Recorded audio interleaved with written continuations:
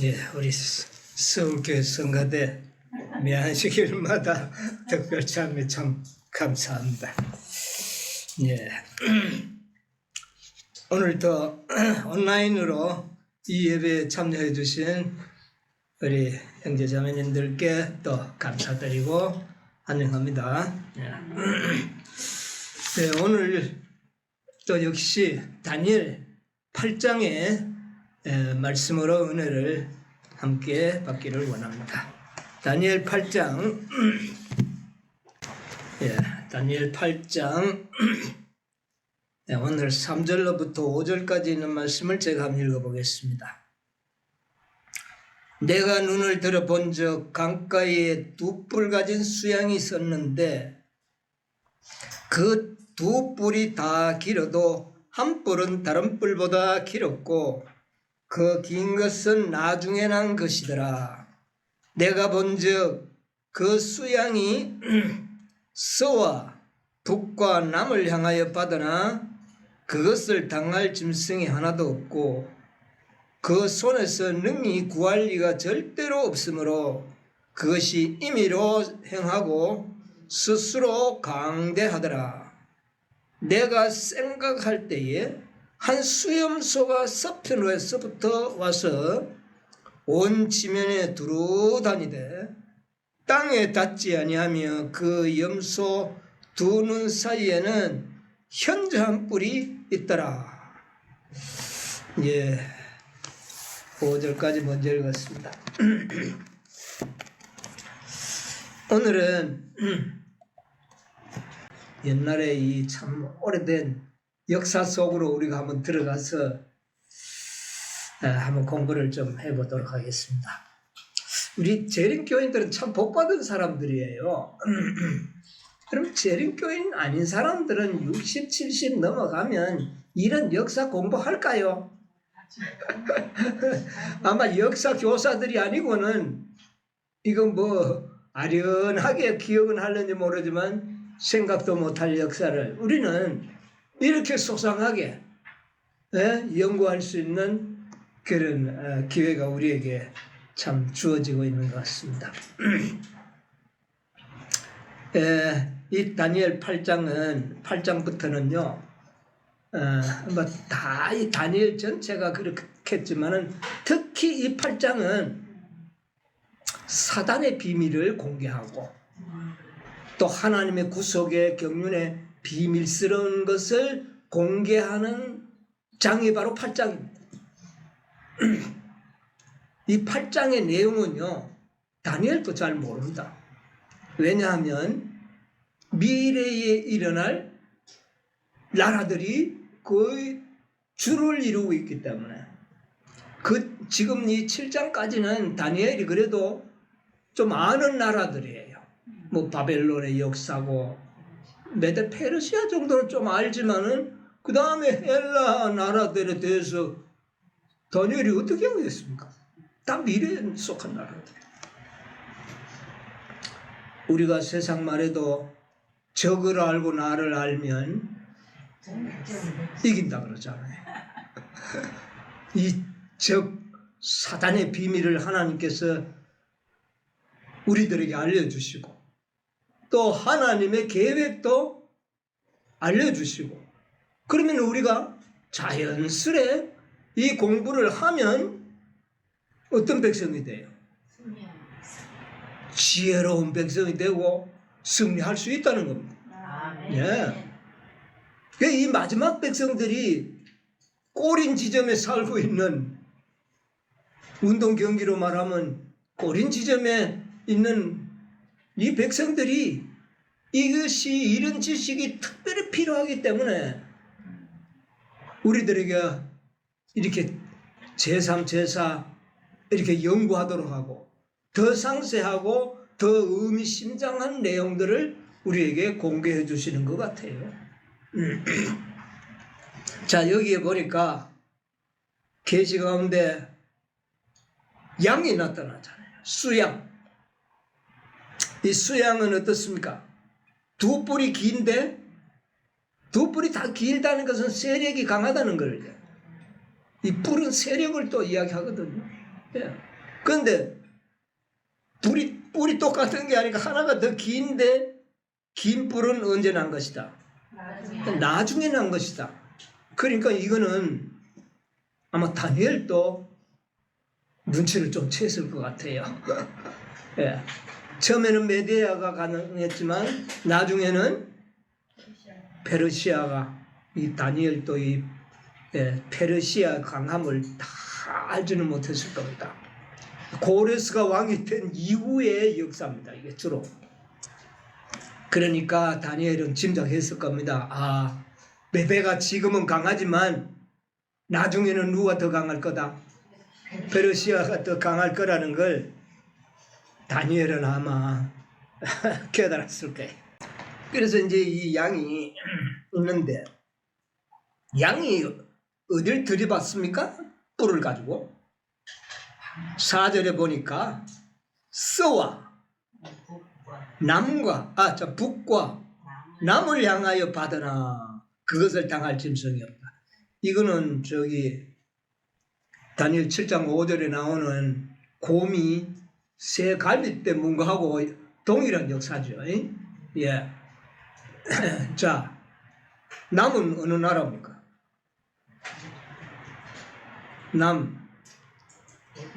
애굽. 예. 그 다음에 또 서는요. 우리가 서는 전번에 배웠잖아요. 리비아. 그 다음에 남은 애굽. 그 다음에 북은 바벨론. 예, 이 세 나라를 정복함으로 명실공히 페르시아가 어떻게 됐습니까? 세계를 제패하는 그런 제국이 되었다. 이 말입니다. 이것을 이제 이야기하는데 받으나 그것을 당할 짐승이 하나도 없고 그 손에서 능히 구할 리가 절대로 없으므로 임의로 행하고 스스로 강대해지더라. 이 메데 페르시아의 권세가 대단했습니다. 바벨론의 권세도 굉장히 강했잖아요. 그러나 느부갓네살이 죽고는 급격히 타락했는데 비교하면 이 페르시아는 고레스가 세계를 제패한 이후에도 계속 오랫동안 세력을 유지하는 약 200년 이상 세상을 통치하는 제국으로 존재했던 나라라는 것을 우리가 알게 됩니다. 그래서 스스로 강대하여 가더라. 근데 5절에 보니까 내가 생각할 때에 뭐가요? 한 수염소가 서편으로부터 와서 온 지면에 들어다니되 땅에 닿지 아니하면 뭐가 발이 안 닿았다 그 말이겠죠. 그 수염소 두 눈 사이에는 현저한 뿔이 있더라. 우리 지난 안식일에 이쪽 놈의 성경의 해석을 들었죠. 현저한 뿔은 그 나라의 몇째 왕이고 첫째 왕. 그래서 우리가 쉽게 안다면은 헬라의 첫째 왕인 알렉산더를 이야기한다. 이것을 성경이 이렇게 뭐 굳이 우리가 애써 연구할 필요 없이 설명을 해주고 있는 그런 대목들이 여기에 나옵니다. 자, 여기에 다니엘이 좀 다른데 하지 않는 그런 말을 한 문구를 였는데 5절에 보니까 내가 뭐 할 때 생각할 때 계시 중에 자기가 생각할 게 뭐가 있습니까? 네? 계시를 보면 되는데 보고 기록하면 되는데 여기에 보니까 내가 뭐 했다? 뭐 생각했을까요? 다니엘이 생각했다고 그랬잖아요. 뭐를 보고? 수양이 나타나는 모습. 수양. 생각할 때 수염소가 왔지. 그 전에 생각하는 거는 뭐를 보고 생각하는 거? 수양. 이 수양을 보고 다니엘은 생각에 빠져들어갑니다. 우리가 그냥 넘어가면 그냥 넘어갈 수도 있는데 이런 표현이 별로 없어요. 이 다니엘 중에. 행정력도 깊이 생각해. 예, 깊이 생각이 있다 그랬어요. 예. 다니엘이 뭘 생각했을까? 수양을 본 다음에 생각을 한 거거든요. 뭐를 생각했을까? 그래서 저도 이게 좀 궁금해가지고 뭐를 생각했을까 하는 것을 좀 다니엘도 생각했겠지만 우리도 좀 생각을 해봐야 될 것 같아요. 분명히 이 수양은 7장에는 뭐로 나타났습니까? 7장에 이 수양을 7장에는 뭐로 나타났어요? 곰으로 나타났잖아요. 곰, 맹수지 않습니까? 그죠? 그러니까 다니엘은 계시 가운데도 딱 보니까 이 수양이 곰과 같은 역사를 갖고 있다는 걸 계시 가운데 생각할까요, 안 할까? 생각이 들 거예요. 에? 그런데 문제는 왜 7장에는 곰, 맹수로 나타났는데 8장에는 수양으로 나타나? 여러분, 다니엘은 양만 봐도 뭐가 생각이 날까요? 양만 봐도 허물어져 버린 예루살렘 성전이 어때요? 회상이 되지 않겠어요? 지금 몇 년째 지금 제사를 못 지내고요. 뭐 거의 70년 동안, 이때는 70년, 한 60년, 60년 가까이 되겠네요. 왜냐하면 이거는 벨사살 왕 3년이니까 아직 바벨론이 망하기 한 10년 가까이, 한 6, 7년 전인 것 같으네요. 자, 그렇게 오랫동안 양을 잡아서 하나님 앞에 뭐를 드리지 못했어요? 제사를 드리지 못하는 이런 형편이 있는데 양을 보니 반가울 거야, 안 반가워? 양만 봐도 반가워. 내가 보니까 그런 생각이 들어요. 네. 그러면 양이 있어도 뭐가 있어야 됩니까? 예, 양이야 뭐 그때도 뭐 굉장히 많았죠, 바벨론에도. 그런데 양을 하나님께 바칠 제단이 없는 거예요. 그렇잖아요. 성전이 없다는 이야기입니다. 그러니까 양을 보자마자 이건 내가 생각한 겁니다. 그런데 다니엘 생각하고 동일하지 싶어요. 양을 보자마자 하나님의 회파된 성전, 예루살렘 성전이 언제 회복되려나? 이거 생각했을까요? 하는 생각했어요. 나는 그거 생각했을 것 같아요. 그런데 아직까지 시즌을 보니까 바벨론이 벨사살 왕이 되더니 더 폭정을 하고 하는 정치하는 꼴을 보니까 이게 가능할까? 그런 생각 속에 아마 잠시 생각 속에 있었지 않는가? 그런데 뭐가 나타나 버려요? 저쪽에서 수염소가 막 그냥 발이 땅에 닿지 않을 정도로 빠른 속도로 오니까 그만 그 생각들이 다 어떻게 돼버렸어요? 이 수염소 이게 이제 집중될 수밖에 없죠. 계시가 난 이런 형국인 것 같아요. 이 계시가 저는 그렇게 좀 추정을 합니다. 뭐 크게 잘못되지 않았으리라 그렇게 생각이 들어요. 한번 생각해 보십시오. 이 성전이 짓고 그 다음에 이스라엘 백성들은 누가 오실 때까지? 실로가 오실 때까지. 창세기 49장 10절에 실로가 오기까지 하나님의 백성과 성전이 어떻게 해야 돼요? 망해서는 안 되는데 지금 다니엘은 어떤 상태에 있습니까? 나라도 망해버리고 성전도 회파된 이런 상태에서 수양을 봤을 때에 그의 참 마음의 소원이 다시 한번 연상되는 그런 짧은 순간이 아니었을까? 그래서 그냥 이렇게 읽다 보니까 내가 생각할 때에 하는 요 말이 좀 마음에 접혀서 그렇게 제가 한번 생각을 해본 겁니다. 자, 어쨌든 그렇게 하는 가운데 뭐가 나타나느냐 하면은 수염소가 나타납니다. 수염소는 설명을 딱 계시 가운데 나타나는 걸 보니까 이게 뭐 같아 보여요. 세상에 염소는 뿔이 몇 개입니까? 2개잖아요. 그런데 이거 앞에만 뿔이 하나 톡 튀어나오는 염소가 나타났으니 신기하지 않겠어요? 예. 현재 8장 5절로 7절 한번 보겠습니다.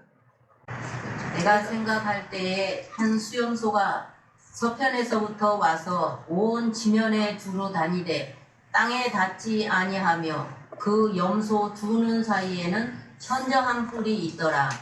그것이 2뿔 가진 수양 곧 내가 본 바 가에 섰던 양에게로 나아가되 분노한 힘으로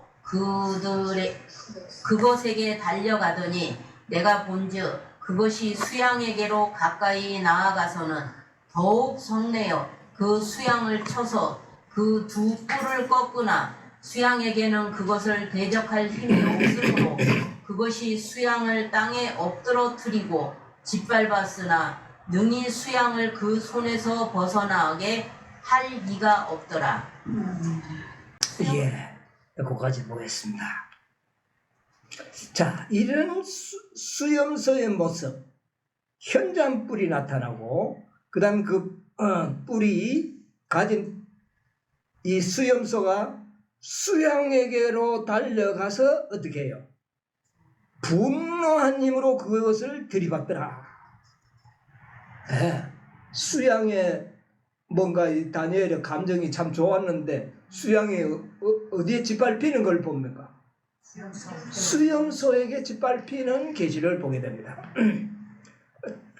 분노한 힘으로 그에게 달려가더니 또 그 다음 7절에 보면 그것이 수양으로 가까이 가서는 더욱 성내어 그 수양을 쳐서 2뿔을 꺾고 그것을 땅에 엎드려 때리고 짓밟으나 양은 그 손에서 벗어날 수가 없더라. 그러니까 이 다니엘은 생각이 돌아갈 거 아닙니까? 수양이 메드 페르시아인데 이 수양이 망하는 것을 계시 가운데 보는 겁니다.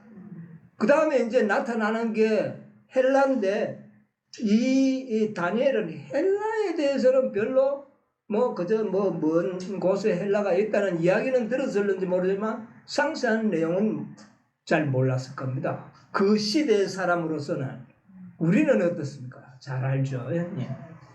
이렇게 있는데 여기에 보니까 이런 말이 있어요. 수양에게로 나아가되 분노한 힘으로 나아갔다 그랬어요. 분노한 힘으로.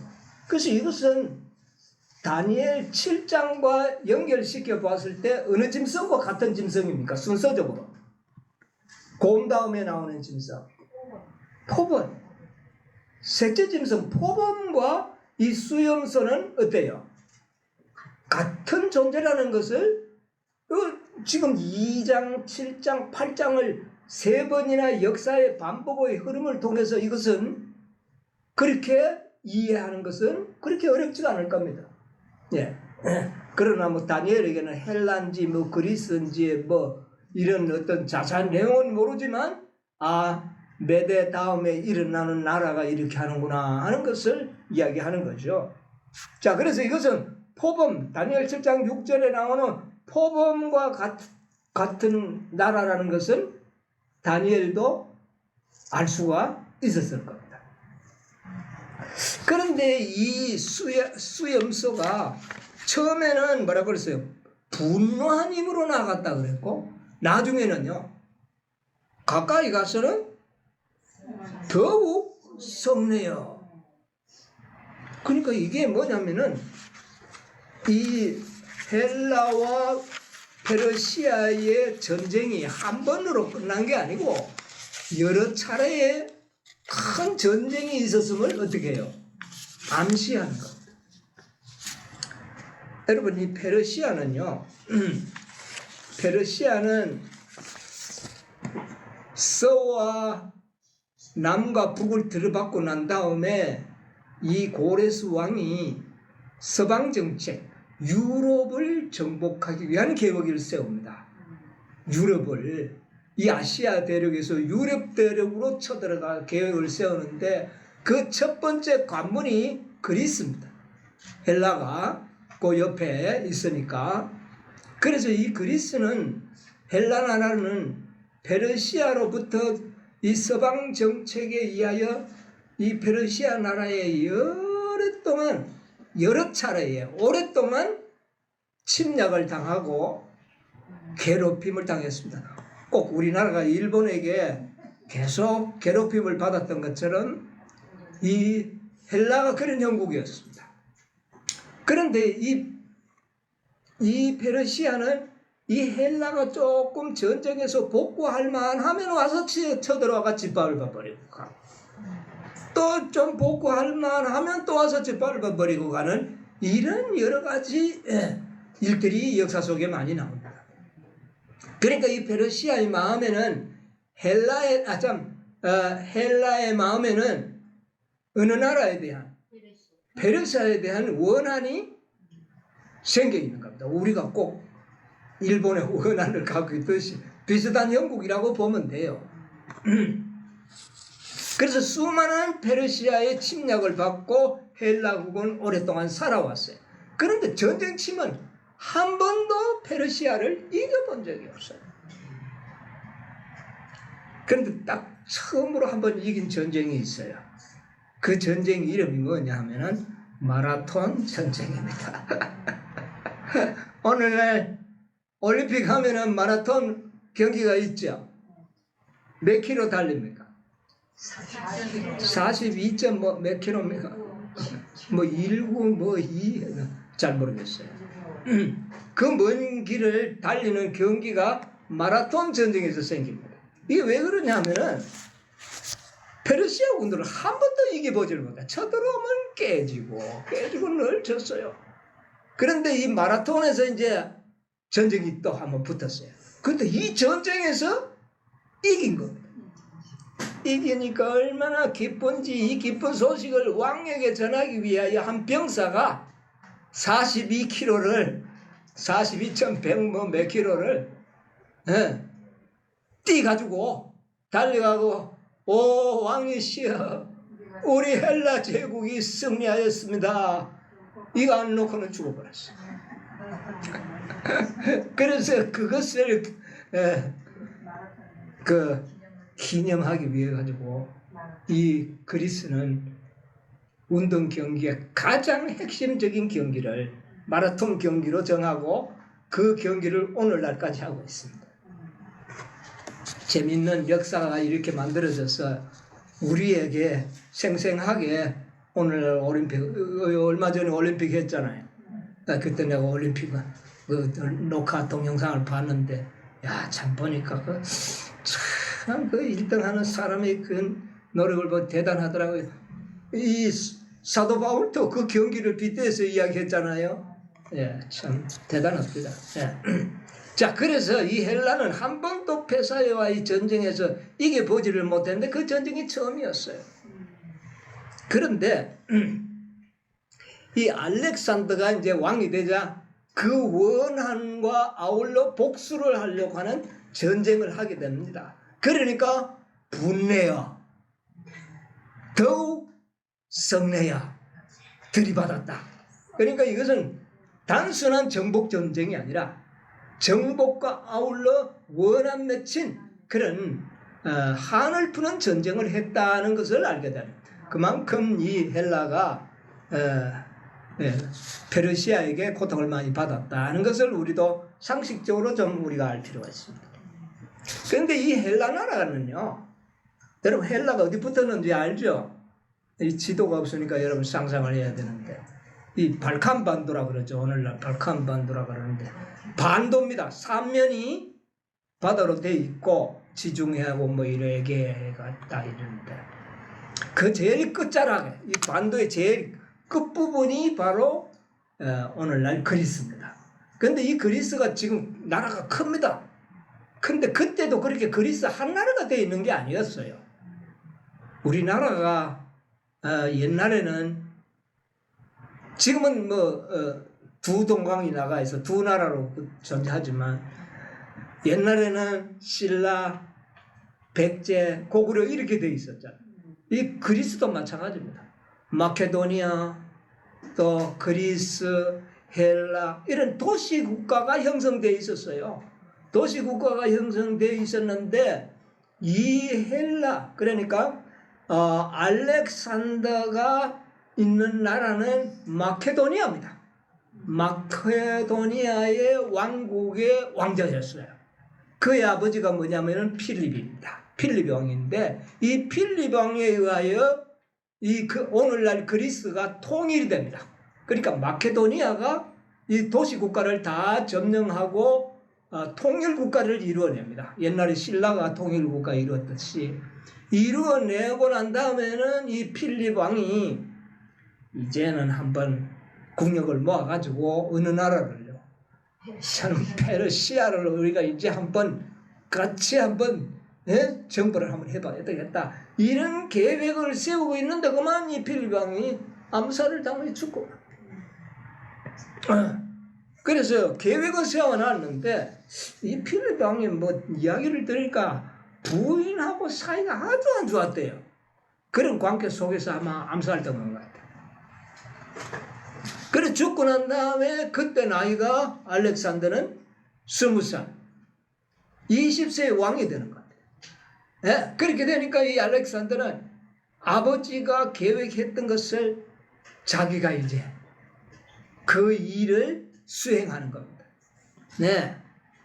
자, 그래서 이 알렉산더는 이제야말로 저 페르시아를 우리가 정복하자 이런 계획을 세우고 아주 정예부대 뭐 군사를 많이 데리고 가지 않고 이 다리오 왕은요 뭐 전쟁을 한다 하면 떼거리 여러 수십만의 군대를 몰고 와서 그냥 완전 덮쳐버리듯이 그렇게 전쟁을 많이 했어요.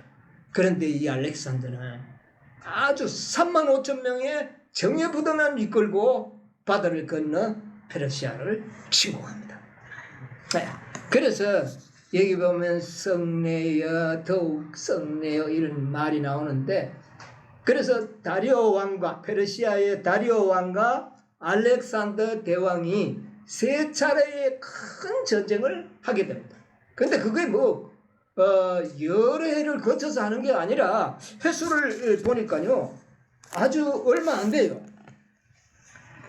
보니까 BC 334년에 이 헬라가 이제 페르시아를 침략을 했어요. 그리고 첫 번째 전쟁에서 이 다리오가 아주 패해버리고 이 알렉산더가 승리를 얻어요. 그래가지고 다리오가 도망을 가버리니까 이 알렉산더가 한번 이겼다 하고 있는 게 아니고 다시 군사를 재정비해가지고 많은 군사가 아니고 정예병을 거리고 또 그 이듬해 뭐 1년도 채 안 돼서 333년에 또 다리오를 뒤따라가서 전쟁을 또 합니다. 근데 거기서도 크게 승리를 거둡니다. 그리고 거기서 승리를 얻은 다음에 이 알렉산더가 숨을 죽이고 쉬는 게 아니라 또 군사를 재정비해서 가지고는 331년에 뒤따라 또 가는 겁니다. 그래 이 다리오 왕이 가서 뭐 어떻게 정비할 여과도 없이 계속 공격을 받는 겁니다. 그래서 1차, 2차, 3차의 세 번의 큰 전쟁에 마지막 전쟁을 역사책에는 알벨라 전쟁이에요. 알벨라죠. 거기에서 그만 이 다리오가 완전히 힘을 잃어버려요. 그래서 이 다리오가 이 알렉산더 피해가지고 도망을 가서 저 옛날 메데의 수도 아파타나라는 도시에 가서 숨어가지고 그곳에 숨기 위해서 도망을 갔는데 그곳에 있던 태수가 이 망해가지고 쩔쩔매가 돌아오는 이 왕을 죽이고 죽여버립니다. 그러니까 뭐 도망가자마자 자기 그 부하의 손에 죽음을 당한 겁니다. 그래 다리오가 거기서 멸망당한 것이죠. 그래서 뒤따라 알렉산더가 그곳까지 따라가 보니까 다리오 왕은 죽은 시체로 남아있고 그래서 이 알렉산더가 이 다리오 왕을 죽인 그 태수 그를 잡아서 징벌하기 위해서 징계하기 위해서 따라가 가지고 그를 붙잡아서 죽이고 그 내친 걸음에 더 나아가가 어디까지 가버렸냐면은 인도까지 정벌을 들어갔어. 인도까지 들어가서 정복하는 이런 역사가 BC 331년 알벨라 전투입니다. 이 결과로 인해서 인도까지를 침략을 하는 그런 엄청난 전쟁을, 그런데 그게 불과 몇 년입니까? 불과 3, 4년 아주 짧은 기간에 그 이런 역사를 이루어냅니다. 그러니까 발이 어떻습니까? 염소의 발이 땅에 안 닿는다는 표현이 얼마나 기가 막히게 일어나는 겁니까? 그래서 이 8장의 역사를 헬라가 아니라고 말할 수가 없는 겁니다. 그래서 이 알렉산더가 인도까지 이제 들어가서 가만 생각해 보니까 그 몇 년 동안 얼마나 하루도 제대로 쉬지 못하고 전쟁 가운데 있었으니 부하들이 돌아가자고 좀 쉬었다고 하자고 이제 뭐 우리를 대적할 세력이 어디 있냐고. 그래서 알렉산더가 바벨론 수도 바벨론 성에 들어와서 큰 잔치를 베풀고 술을 그냥 매일같이 마시다가 그만 어떻게 됩니까? 병을 얻어서 급사를 하게 돼요. 그때 나이가 알렉산더가 33살 33살에 그만 죽게 되는 그런 역사를 우리는 역사책에서 공부할 수가 있습니다. 자, 그래서 다니엘 8장 8절이 나옵니다. 한번 읽어보세요. 다니엘 8장 8절에 뭐라 그랬죠? 수 염소가 스스로 심히 강대하여 가더니 강성할 때에 그 큰 뿔이 꺾이고 그 대신에 현저한 뿔 넷이 하늘 사방을 향하여 났다. 그래서 이 눈 사이에 있던 현저한 뿔이 어떻게 되는 겁니까? 꺾이고 이 뿔이 꺾이고 그 다음에 대신에 네 뿔이 돋아났는데 이 네 나라가 일어나되 권세가 알렉산더 시대만큼은 못하더라. 참 이렇게 간단한 짐승의 모습 속에서 그 오랜 역사를 이렇게 묘사해낸다는 건 참 기가 찰 일입니다. 자, 8장 22절에는 성경이 이렇게 해석을 한번 읽어보세요. 이 뿔이 꺾이고 그 대신에 네 뿔이 났은즉 그 나라 가운데서 네 나라가 일어나되 그 군심만 못하리라. 여기에 성경은 이것을 설명을 그렇게 하잖아요. 이 뿔이 꺾이고 네 뿔이 나고 네 나라가 일어난다. 그래서 헬라의 역사도 이렇게 끝이 납니다. 끝이 납니다. 자, 그런데 이제 다니엘 8장 9절을 이제 읽어보겠습니다. 우주 한 뿔에서 또 작은 뿔 하나가 나서 남편과 동편과 또 영화로운 땅을 향하여 심히 커지더니 이제 여기에서 이제 한 가지 문제가 특이한 문제가 생기는데 그 중 한 뿔에서 무슨 뿔요? 작은 뿔.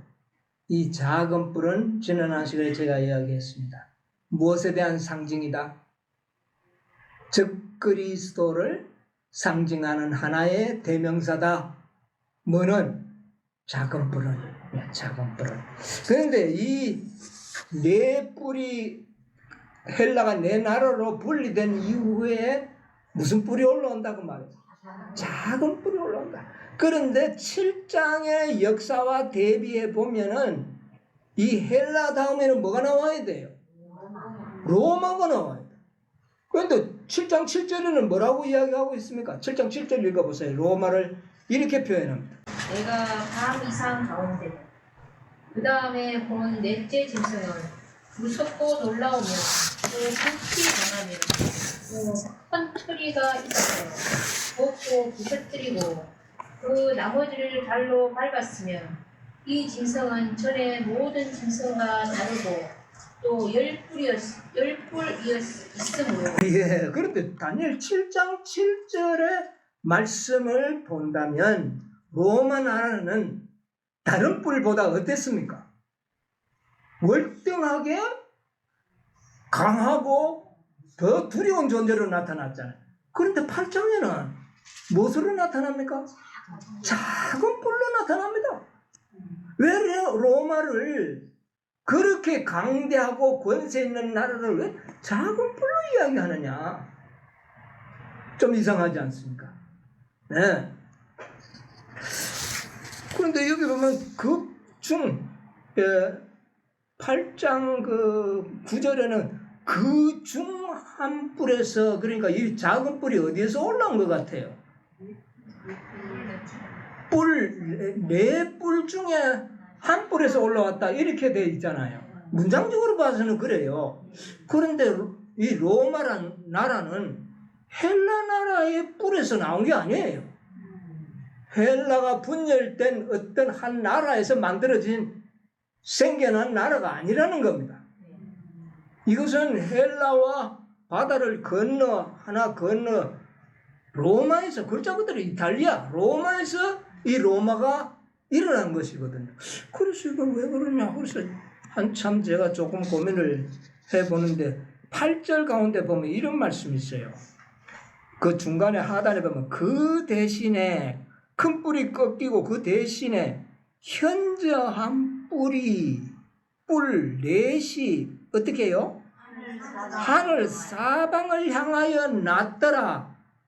뿔이 네 방향에서 났더라. 이렇게 표현했잖아요.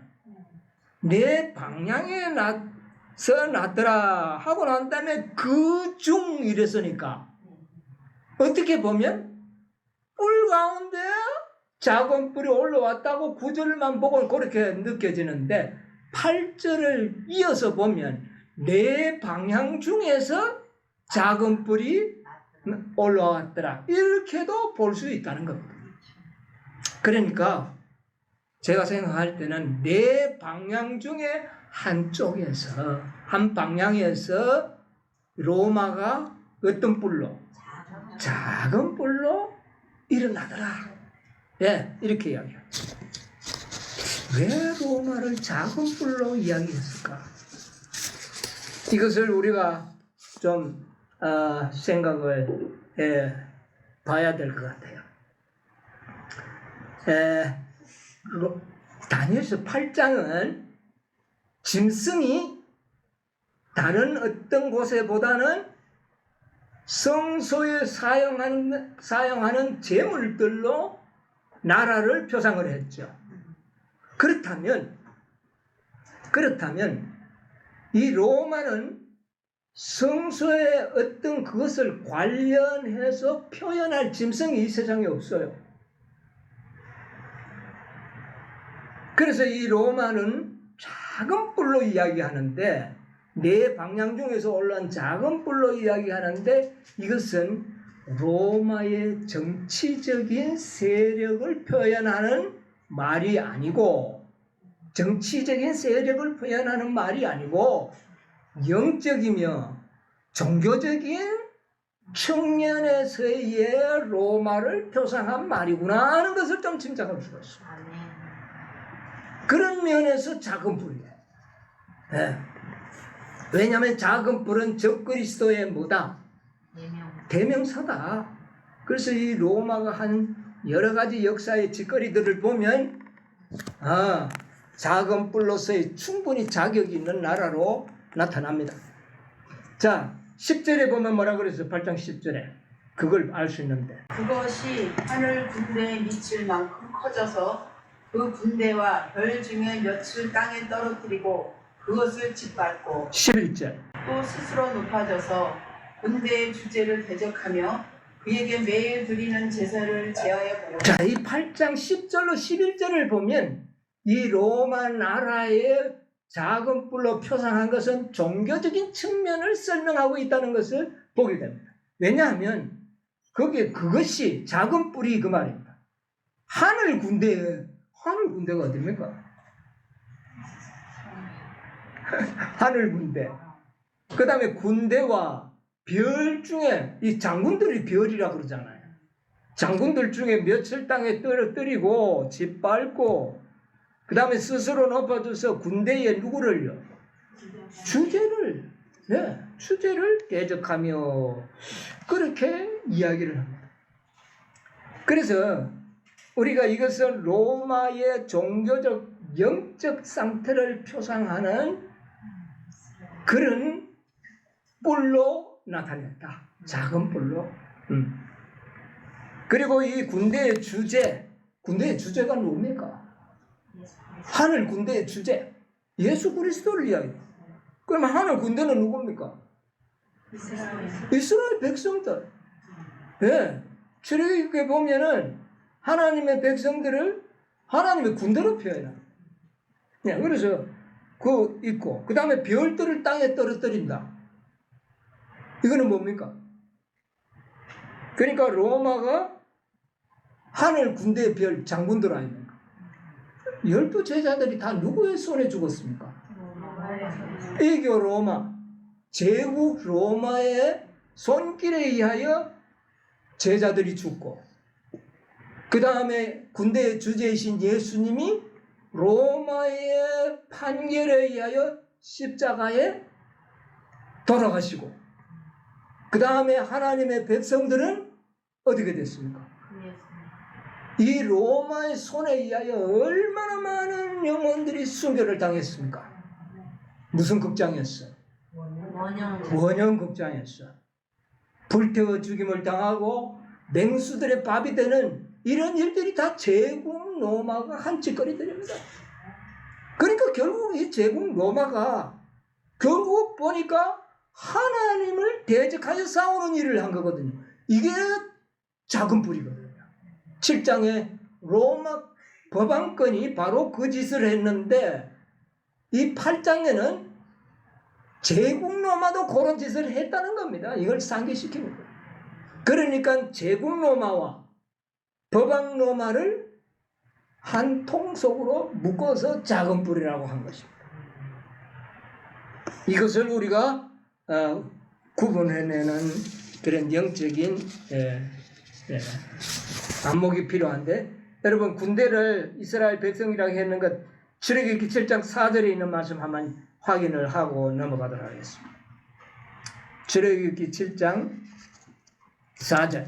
바로가 너희를 듣지 아니할 터인즉 내가 내 손을 애굽에 더하여 여러 큰 재앙을 내리고 내 군대 내 백성 이스라엘 자손을 그 땅에서 인도하여 내리고 예.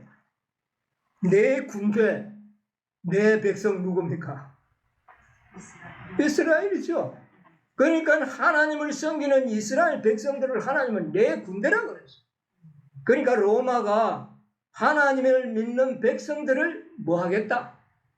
아주 핍박하고 죽일 것에 대한 예언을 그렇게 한 겁니다. 예. 그래서 그 일을 제국 로마가 했다. 그래서 이 제국 로마가 하나님을 대적하는 적그리스도의 자격이 충분하다. 그렇지 않습니까? 예. 그리고 이 로마의 역사가 얼마나 깁니까? 수백 년 동안 세상을 통치하면서 그렇게 그리스도인들을, 여러분 저기 로마에 가면은 지하도시 있죠? 카타콤. 예, 저 한국 구석에 한번 들어가 봤어요. 들어가는데 진짜 거미줄처럼 이 지하 도시가 형성되어 있는데 그거 다 하나님의 백성들의 살던 은신처들이에요. 그거 잡히면 다 죽이니까 그 속에서 평생을 빛을 보지 못하고 살아간 백성이 하나님의 백성입니다. 그 일을 누가 했다? 제국 로마가 한 겁니다. 그래서 이 제국 로마는 아주 작은 뿔로서의 적그리스도의 자격이 충분하다 하는 것을 보여주는 겁니다. 그런데 이 로마는 실제적으로는 육신적인 이스라엘 백성들, 그리고 그때 당시에 하나님의 백성만 괴롭혔지 않습니까? 작은 뿔로서의 역할이 거기서 끝이 나고 그 다음부터는 이후의 모든 작은 뿔의 역할은 누가 대행을 하는 겁니까? 법왕로마.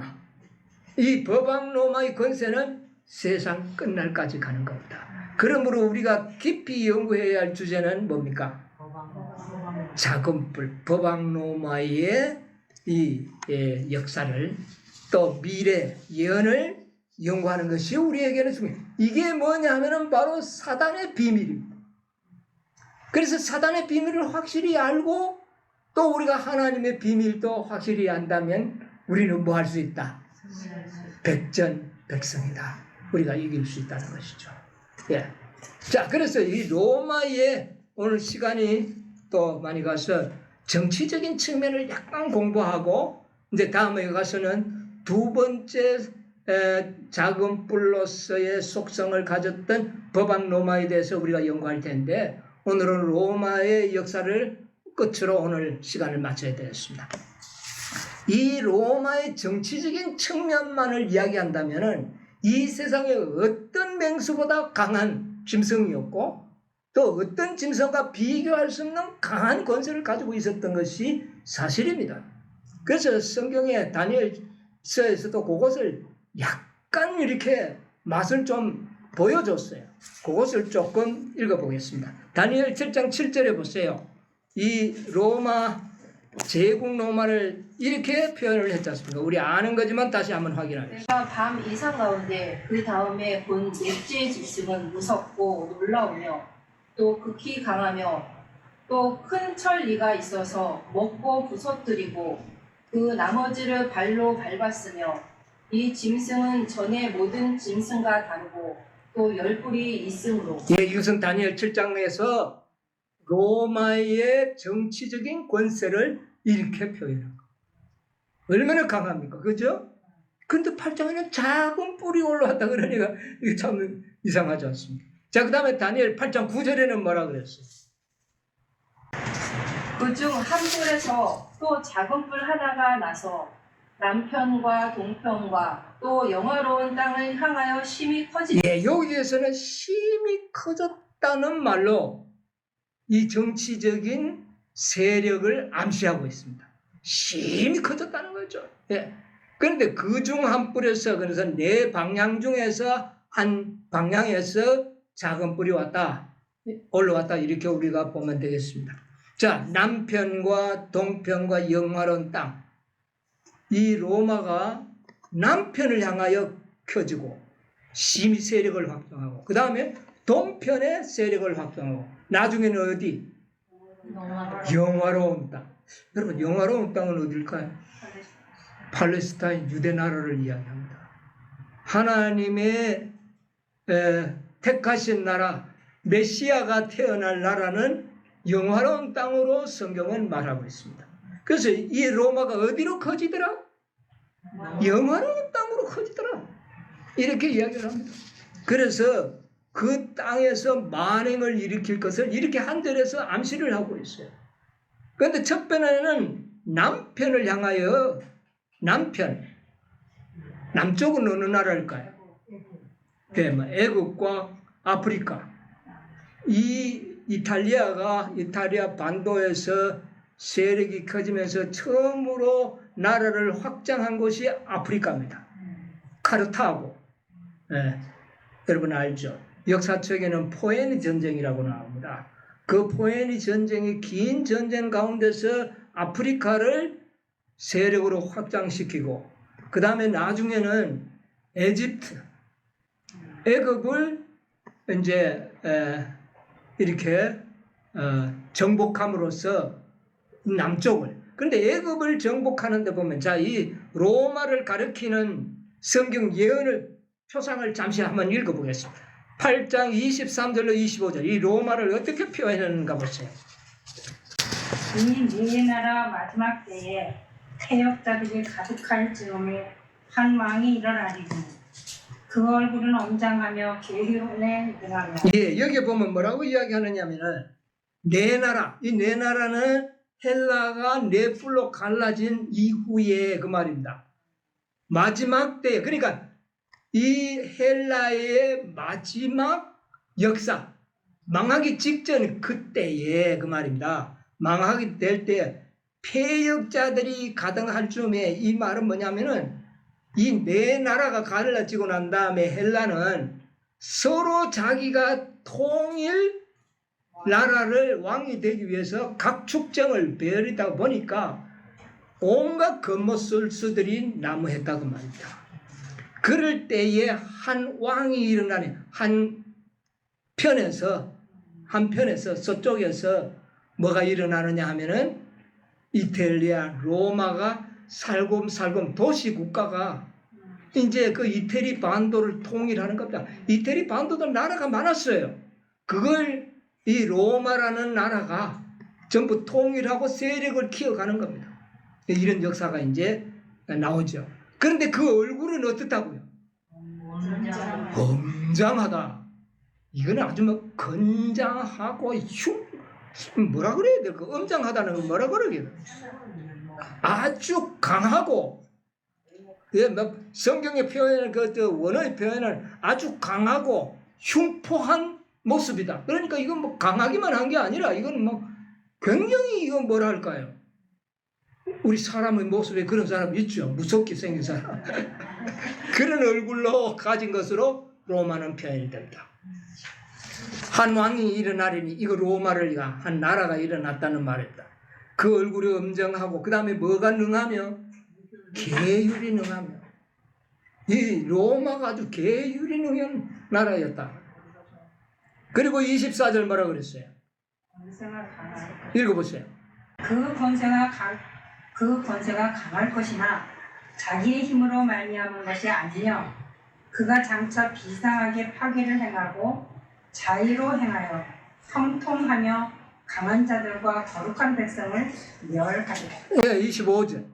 그가 꾀를 베풀어 제 손으로 괴유를 이루고 마음에 스스로 큰 채하며 또 평화한 때에 많은 무리를 멸하며 또 스스로 서서 만왕의 왕을 대적할 것이나 그가 사람의 손을 말미암지 않고 깨어지리라. 예, 여기 보니까 권세가 아주 강하기는 하되 자기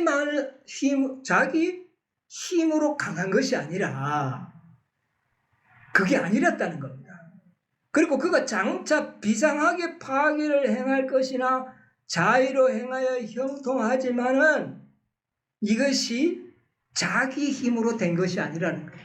그럼 요건 뭐냐면은 로마가 스스로 강대해가지고 어느 나라를 막 전쟁을 해서 정복한 나라가 아니고 헬라가 네 나라로 분리되어가지고 서로 싸우는 그 틈바구니 속에서 동쪽과 남쪽이 싸우는 겁니다. 남쪽은 프톨레미 왕조요. 동쪽은 셀루쿠스 왕조입니다. 아시아. 그러니까 이 두 왕이 각축적언을 벌이는데 이 로마, 이 남쪽의 프톨레미 왕자가 저 좀 세력을 키워가는 로마에게 도움을 조금 청하는 겁니다. 그러니까 로마는 얼씨구나 좋다고 가서 돕는 척하면서 애굽을 어떻게 해버려요? 먹어버려요. 그러니까 이 계율을 베풀어서 하는 거예요. 네, 계율을 베풀어. 그래서 결국은 애굽과 로마가 합쳐가지고 동쪽 셀루쿠스 왕조를 멸망시키고 그 다음에 결국은 남쪽 프텔레미 왕조도 로마의 속국이 돼버린 겁니다. 그래서 그 일을 누가 하느냐면 로마의 유명한 장수 폼페이우스 장군이 그 일을 한 겁니다. 로마의 삼도 정치 가장 유명했던 폼페이우 그 장군이 있을 때 그런 일들이 일어나. 그러니까 이 로마는 어부지리로 나라를 어떻게 합니까? 아주 세력을 키웠다. 그래서 계율에 능한 자다. 그렇게 표현을 하는 겁니다. 그래서 그리고 그가 형통하여 거룩한 백성을 멸하리라. 이거는 어느 나라입니까? 팔레스타인과 나아가서는 유대 나라를 완전히 정복하는 이 역사. 거룩한 땅.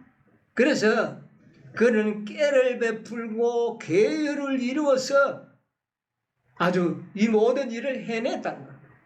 그리고 큰 채하며 평안한 때 많은 나라. 그래서 로마에 반역하는 것은 오직 죽음밖에 없다는 그런 신조어가 나오는 겁니다. 세력을 그렇게 키워서 스스로 써서 누구를 대적한다? 만왕의 왕 누굽니까? 예수 그리스도를 대적하는 나라로 등장을 합니다. 예수님을 십자가에 죽이고 그의 백성을 무수히 참 죽이는 이런 일을 로마가 할 것을 이야기한 겁니다. 그런데 결국은 어떻게 됩니까? 그가 사람의 손으로 말미암지 않고 뭐 되어버리라? 깨어지리라. 로마가 생긴 것도 그렇게 생겼는데 망할 때도 그렇게 망해버려서 어느 나라의 침략을 받아가지고 멸망한 나라가 아닙니다. 슬그머니 망해버렸어요. 어떻게 되느냐? 여러분 알다시피 게르만 민족의 침략을 받으니까 아이고 전쟁하기 귀찮다. 그러고 로마를 버리고 어디로 가버립니까? 오늘날의 콘스탄티노플 거기에 로마의 수도로 그렇게 옮겨버려. 동로마로 옮겨가버립니다. 그러면 서로마는 어떻게 돼요? 텅텅 비어가 있는 겁니다. 텅텅 비어 있어요. 거기에 이제 로마 교회의 감독이 유일하게 조직적인 세력으로 남아요. 교회가 하나의 세력으로 남는 겁니다. 그런데 이 교회는요, 진리는 핍박하면 피를 흘리면 흘릴수록 더 왕성하게 일어나는 겁니다.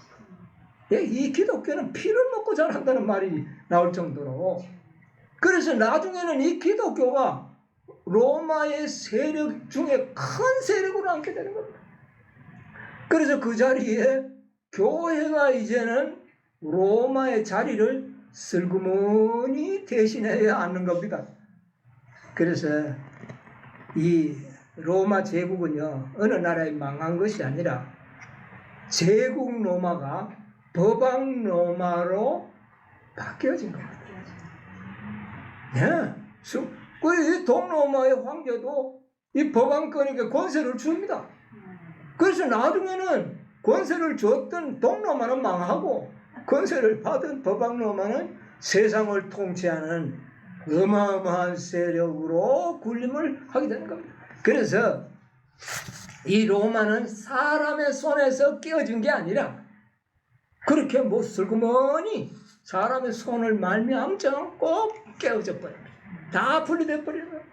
그러나 없어진 것이 아니고 그 세력이 바로 무슨 세력으로? 법왕 로마. 그래서 세계 역사에 보면 제국 로마와 법왕 로마로 나뉘어요. 똑같은 로마인데 제국 로마요, 법왕 로마로 그렇게 구분이 되는 겁니다. 그래서 결국 제국 로마는 모양을 바꾸어서 법왕 로마로 나타나 있는 것 뿐이에요. 없어진 게 아니에요. 속성이 그 안에 다 들어있는 겁니다. 이렇게 될 것을. 그래서 모든 것이 작은 뿔로 올라왔는데 어마어마한 세력이 된 이 법왕 로마나 이교 로마나 동일한 역사의 정통을 그렇게 밟아왔다는 겁니다. 그리고 그렇게 또 깨어지고요. 예, 예. 마지막에 이 법왕 로마의 세력들도 사람의 손에 의하여 깨어지지 않습니다. 하나님 섭리에 의해서, 하나님의 계획에 의해서 그렇게 깨어. 그래서 작게 생겼다가 소롯이 사라집니다. 이게 하나님의 경영이에요. 그래서 어찌됐든 이와 같은 역사가 다니엘 8장 속에 들어있습니다. 자, 그러면 이제 이 작은 뿔은 적그리스도의 대명사다. 적그리스도 세력은 어디부터 시작되었다? 제국 로마로부터 시작이 된다. 예, 참 이런 역사를 우리가 역사 속에서 배우면서 거기에 대한 사단의 계획이 무엇임을 앞으로 우리는 더 상세히 배우고 거기에 대한 하나님의 대비책은 무엇인지를 우리가 또 배우게 될 것입니다.